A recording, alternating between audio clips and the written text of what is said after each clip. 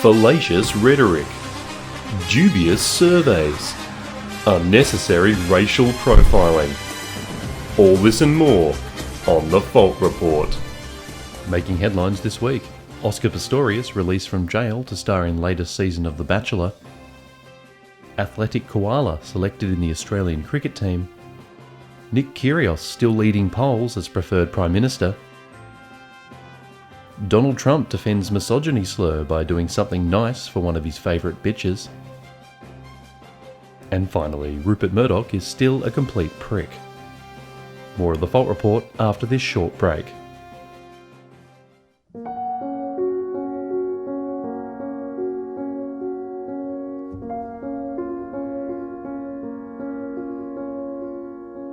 Former Speaker Bronwyn Bishop needs your help. Since being kicked out of politics for riding the Hubble telescope to work, she's suffered many hardships.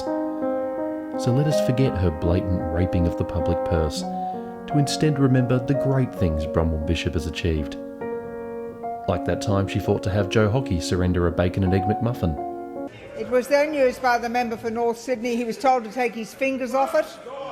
So why don't you jump on the blower and make a reverse charge taxpayer-funded call to Dickheads Without Borders, the only charity organisation prepared to defend the only group who never get a fair go: privileged white people.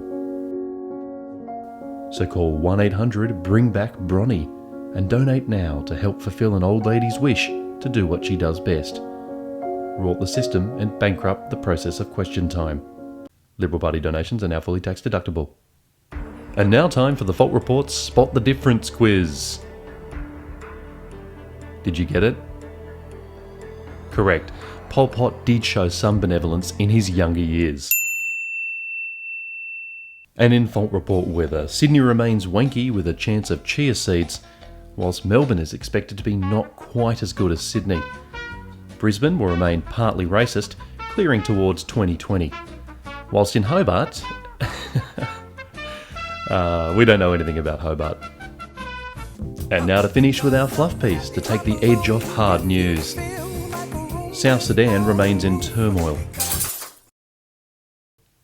Utter turmoil. Good to have you with us.